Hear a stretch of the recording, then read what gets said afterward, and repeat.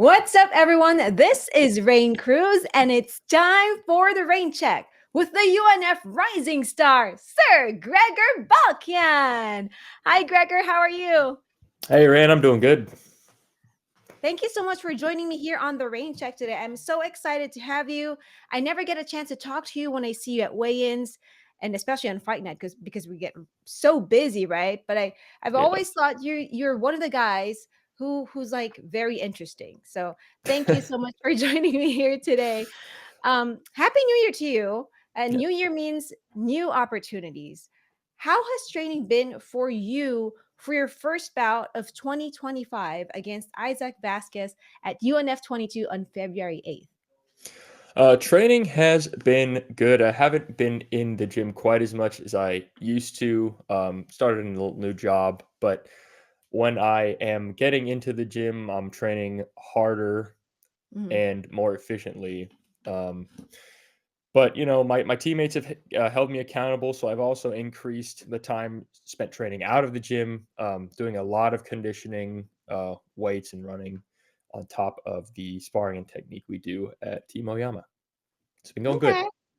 That's good. That's good. So now I know the holidays, they're just like last year, right? Last month and then back in November. Any sort of like diet restrictions that you had to do because obviously you knew you're gonna go into a fight this coming February. I mean, I can kind of check myself a little bit, but I don't cut a whole lot of weight. Uh-huh.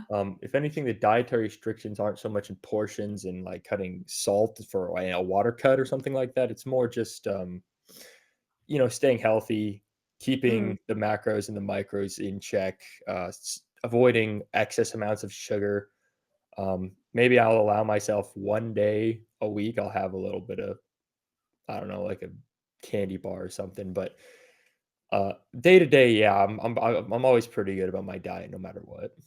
Okay. Okay, that's good. So now you are going into your seventh bout next month. Now, as an amateur fighter, what's something that you know so far for yourself that works well? And on the other hand, what do you know that you think you need to improve on? Um, what works well is I can always use my gas tank. Mhm. Being in great condition is number one. Anyone will tell you that who fights. Cardio is king. Of course, you get these some guys, freak athletes. I've fought some of them who can all their finishes come in the first round, and so they kind of work technique. Of course, they condition, but they're usually very explosive. Those types of guys start to fade in later rounds. But it's important, no matter what your archetype is, you got to be able to go 3 rounds, right? You win the first two, you get finished in the third, you still lose a freaking fight, right? Um, what I need to work on is my composure going in. I have had 6 fights so far, Mhm. and I've don't my like honestly my record not great, right? 2 wins, 4 losses. Two of those losses really bug me because I lost the fight to myself.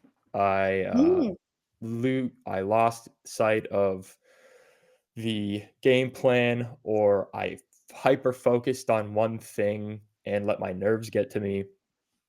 And even though I believed, well, I showed that I was the more dangerous fighter, came closer to finishing, or in my opinion, had better control. It doesn't matter, because if you leave it to the judges and you make it a competitive fight when it should not have been, then you lose, and that sucks. Losing a fight you know you could have won, Mhm. or it's a worse feeling than getting TKO'd, in my opinion. Ooh. Yeah, I agree with you on that one. You mentioned kind of like getting the nerves, like on Yeah. those two particular fights. So now that you recognize, okay, some fights would kind of get me nervous. When you do get into that situation we're in, oh God, like I'm nervous going into this fight, even during the fight. Have you found a way so far to kind of like help you with like calming yourself down and controlling your nerves? Um, yeah, I mean, there's always deep breathing exercises and stuff like that. Some people listen to music. Some people I see 'em, like, jumping rope backstage for, like, half an hour before the fight. Really? Yeah, no, it does not a whole lot, but some guys, they never stop moving, which is, some people are just kinetic. They like to move around all the time. Um, for me, it's definitely just breathing, going through the motions of like slow drilling, hitting the pads, Mhm. pummeling in, whatever else. And then, funny enough, I like to have the pad man kind of swat at me, and I have to check the the hits. And I tell him to hit me hard because uh, it's what's going to happen, and it wakes you up a little bit. So you see Clay Guida do it too. He has his brother slap him before the fight starts, so it's kind of funny. That's I don't know, for some reason that helps me kind of center myself. Okay. Now when I see some fighters, like, get slapped in the face before they, jump inside a cage, now I know why. It's probably, like, that wake-up call that you need before you step inside a cage. Yeah, Now I know you just started, well, for you, we kinda talked about, you made your debut in 2023, and, you had 3 fights in 2023 during your debut year. You also had 3 fights last year in 2024. So I'm yes. seeing a pattern so far. Is that like your target to have 3 fights every year? Or you're kind of like, you know what? Whatever kind of life brings me, whatever fights come my way, it doesn't matter how many, I'll take them if I think it's a good fight for me. I mean, I fought fights that I didn't think were like really easy matchups for me too. I just my philosophy is to fight as often as I can, as long as I'm healthy. Mm, I've only ever turned down one fight, and that was because it was 10 days notice and I had just gotten over pretty nasty cold like or injury flu or or oh, something. okay. My lungs were not good. So my number one weapon, my cardio, was not up to scratch, and I was like, uh, maybe not. I'm kind of still building back up here, but yeah, I f- I had an injury back in July, Mhm. little one with my elbow. I'm not afraid to say it. Like it's not persistent, but I would have fought more, maybe 4 or 5 times if I could have. But injuries are part of the sport. People pull out all the time. Heck, some people pull out the day before their freaking fight. So I'm trying. Hopefully, that's not me. Hopefully not, because every time I see you, you're always like happy to be there. Oh yeah. And I feel like fighting for you is like something that's fun, something that you love to do. That's why I see that big smile on your face every time you're at UNF. Yeah, I mean, it is something I love to. If you don't like the sport, if you're just doing it for clout or following, there are a million easier ways to do that, right? That don't involve Getting hit in the potentially face. potential brain damage, right? So, yeah, I do enjoy it. Fighting is stressful, so you'll always hear fighters say this. The worst part of the fight is being backstage when you're Mm, just a ball of energy. If I could just like show up, immediately walk into the cage and fight, I think I'd do better, honestly, without all the I guess festivities surrounding uh-huh. it. But it is an entertainment event, so I can understand, right? You want to have the stage and the presence and the tension and all that stuff. So, but that's like I said, that's something I have to work on, composing myself um, for these moments. And when I'm feeling it, when I'm in it, you've seen the back fist, the 3 round war I had with Guzman. I can perform. And it's a fun, entertaining fight. But I don't know if I can swear, but my worst, I'll be my That's worst fine. fights are the ones where I was really, for no particular reason, these weren't my toughest opponents.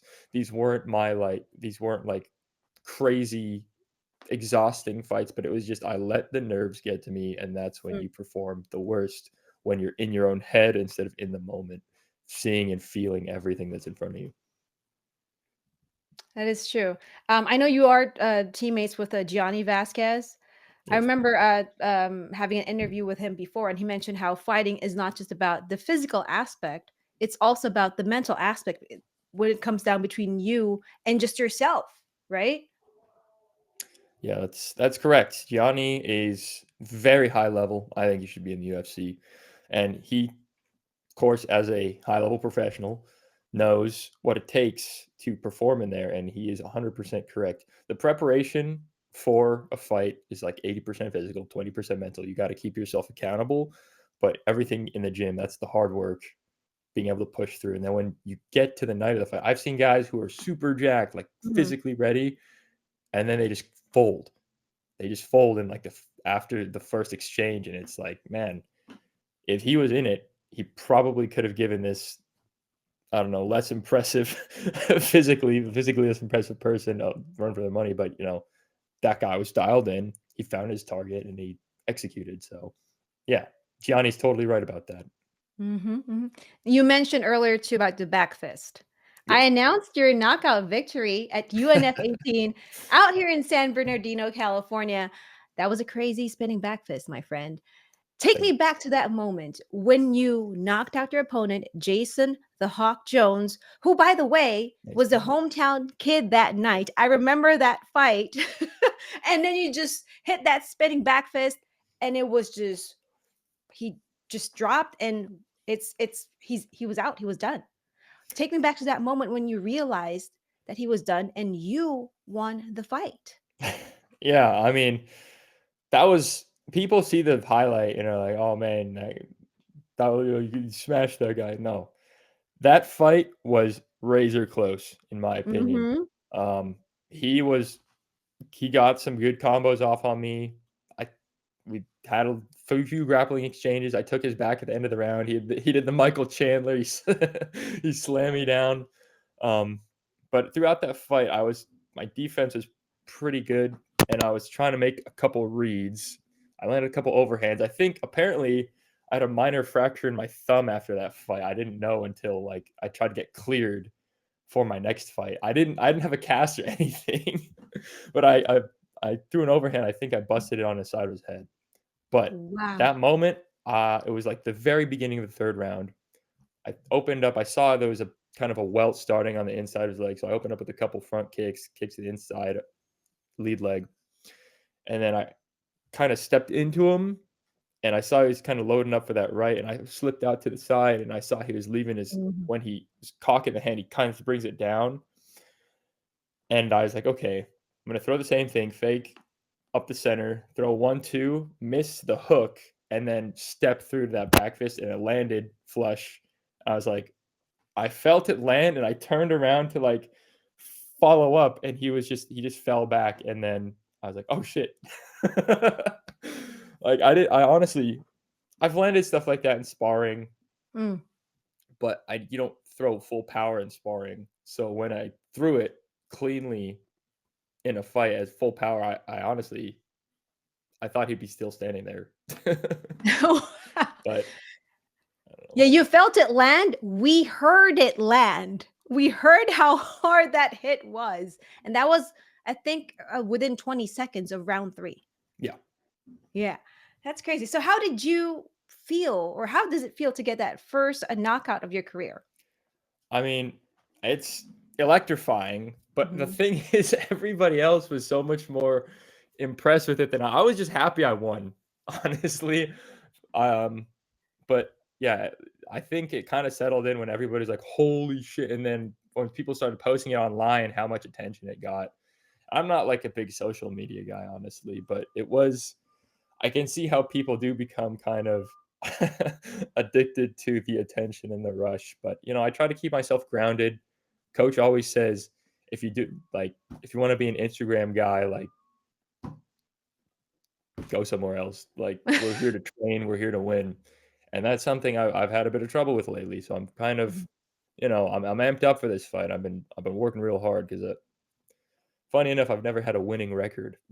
I've always either been neutral or a losing record, which freaking sucks. But it's unacceptable in my opinion to train at the team I train at with the caliber of teammates I train with. I mean, we just had a guy fight for another promotion, Spar Star, Mhm. and our other guy, Amin Dirakhshan, he's 559 champion, lightweight. Jane Patel, hopefully going to get a title shot soon. He's high level grappling, and yeah, training with these guys along with our pros, freaking Roberto Romero in the UFC, Gianni Vasquez UFC bound, Fernando Padilla in the UFC. It's like, you know, they're representing the gym well at these high levels, and I got to match it. I gotta match it. Now you mentioned training at Team Oyama, right? That's the gym you're talking about, right? Yes. What's training like with the legendary coach Colin Oyama? I mean, there's nothing quite like it. Uh-huh. He's got a hard style of training, definitely old school. Um, he don't tolerate any bullshit. Mhm. He's just like, you come here, you be ready to work, no matter what we're doing. He doesn't have like, oh, today's grappling day, today's striking day. Oh, we know what to expect. Some days, coach is in a bad mood after someone lost a fight or something. He'll run us before practice, and then he'll have us like shoot down the mat for like 10 minutes, and then it'll be just like the most brutal, horrible, exhausting stuff you've ever seen. But that's what it takes to have a successful gym for decades, right? He's been at this for decades, like since MMA first was even a thing, pretty much. So, at least as we know it. Yeah, and it's amazing to learn from someone like him, right? Especially if this is the career that you want to do, learning from the best helps you become the best. Yeah, well, that's why I have to up my game. And I mean, full disclosure, like when it comes to MMA careers, I'm Mhm. middle aged, 27, right? Like that's when guys are getting into the guys get into the UFC, freaking 18. Raul Rosas, right? And my teammate Fernando, he's just a couple months older than me. He's in the UFC, so I know I got some catch up to do. But even if I don't make it to that highest level, I still got to be on top of my game to give my Mhm. teammates the best work that I possibly can, because I owe it to them for being there for me to be the best version of myself, so that when they step in with somebody in that octagon, that they have proper preparations, have proper rounds with somebody who's taking it seriously as they are. I love that you mentioned that phrase, best version of yourself, right? Because it doesn't matter where we end up going, as long as we are the best versions of ourselves, I think, we succeeded, right? Because sometimes I get what you're saying with in terms of like, okay, this is the highest stage or whatever, the X so and so has X amount of followers, blah, blah, blah. But I feel like it always comes down to how do you feel about yourself, Yes, right? How if you feel like you are the best version of yourself, I think you've succeeded. And you're putting in the work. So I love it. I appreciate And I it. mentioned so we talked about you making your debut in 2023 and you putting in all of your work at Team Oyama. How did you get into MMA? I mean, I started out just boxing and Muay Thai. Oh, I okay. had a little bit of boxing before. I mean, this is my going on my 10th, going on 11th year practicing combat sports. But for a long time, I was in school, um, college, including the time during COVID. But Mhm. uh, 6 of those years were just like kickboxing and boxing, just striking. It's kind of mom and pop gym. Still kind of in touch with those guys, but I wasn't taking it super seriously as a fighter. I was kind of training for fitness and for fun. The fighting was just a little bit of a part of that. Um, I only had like one boxing match uh, by the time I had gotten to Team Oyama in Mm, 2019, and then I started going to Romy Adanza's class for Muay Thai, and it was like eye opening, like the level of competition and training that these bigger gyms have. And then in 2021, I started wrestling with back when Alex Perez was still uh, he was still at our gym and he was training the wrestling class, and that was like another eye opening experience. Like, oh my god, like I can't just like push this guy down and stop his takedown, right? Like is a lot of strength and will that goes into these seemingly boring parts of the game on the mm. fence, on the ground. And yeah, that's how I kind of got into it. I was like, well, I've done this Muay Thai stuff and MMA seems freaking fun. I know, crazy statement, right? But I started the grappling in 2021, and here we are in 2025.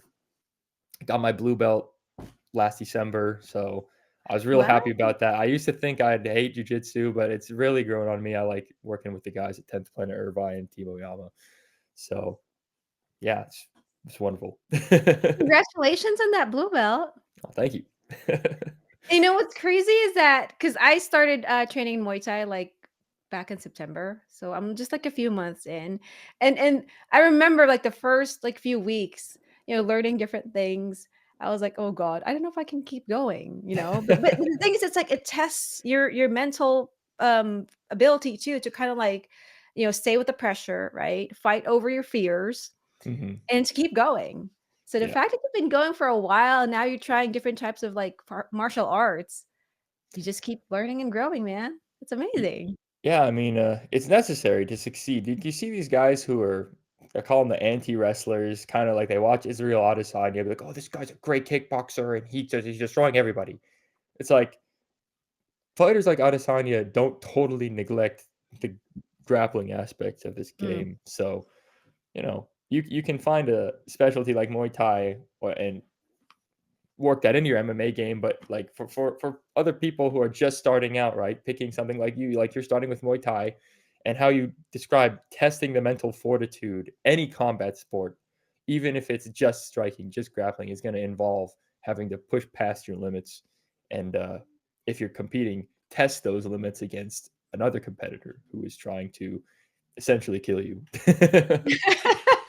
and see if you're gonna survive. Exactly. Now you are Sir Gregor inside the MMA cage. How did you get that nickname? I think it's very, very Oh. interesting. When you told me, I remember asking you, "What's your nickname?" You're like, "Sir." I was like, "Sir, Sir Gregor." Yeah, so, I used to work at Medieval Times as a knight, and so when I was doing that, I'd kinda be in and out of the gym because it was a pretty time-intensive job, very physical as well. But, when I'd show up to practice in the mornings or to wrestling when I'd have a day off, Mhm. Alex would be like, "Oh, Sir Gregor. Oh, Sir," and he'd make a whole big deal out of it, but Alex Perez, is the one who gave me that name, and then coach started calling me King Arthur. But, yeah, that it just kinda stuck, I guess, when I was having that job, because it is, like, kind of a weird, interesting job, and, Uh-huh. uh, I kinda like poking fun at it, but, it was a cool having my time over there. I don't work there anymore. We had a bit of a strike and a labor dispute. That's a whole I could talk for hours about that whole ordeal, but, it's but Wait, did that's you have that's to how learn how that's to how the ride a horse? Oh, yeah, yeah, I learned how to ride, um, and then also their fight choreography and stuff. Funny enough, um, the way they do their choreography is very it's almost stilted compared to how you see people fighting. That's how it felt to me, Uh-huh. but being able to just have the movement sets in mind, like, it was and riding too, it was not the hardest thing in the world to learn, but it was definitely daunting to start, I suppose. And I'm assuming the horses were friendly though, right? Most of them. Yeah, most of them, There okay. was a couple, I mean, show horses, um, higher stress environments, Mm, having to essentially, the horse is working when we're working as well, so yeah. the horse working every day in these high octane, high stress environments. Some of them could be very stressed during the busy season, like around Christmas time was usually when we were busiest, and the horses feel that. You're working 3 shows a day in these, especially at the Buena Park Castle where I worked. Um, some of them get quite mean. So normally they're pretty friendly. Um, most of them that the knights were in charge of, were pretty friendly. Um, but yeah, uh, I won't speak on it too much, but there was a bit of scandal, I suppose, with the head horse trainer and his treatment of his horses, the Andalusian horses, which were very high strung, not easy to ride at all, Mm. by nature and by the nature of their training. So, you know, I liked my time performing there, but I will just leave it at this. Everything is not quite as jovial as it seems in a place like medieval times. Okay, okay. Now let's switch over from performing at medieval times to Mhm. you performing years ago when you did theater. What Yes. was your, favorite role that you played? In any, like, particular, play that's your favorite?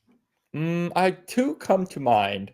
Mhm, There was the one that we were talking about before when that we were prepping the interview.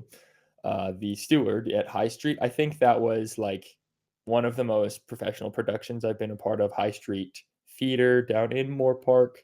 mhm. Um, right before I went to school at UCI, I was able to do a summer show with them. It was great. It was a wonderful experience. I loved my whole cast. But my favorite role that I've ever done was in Spamalot.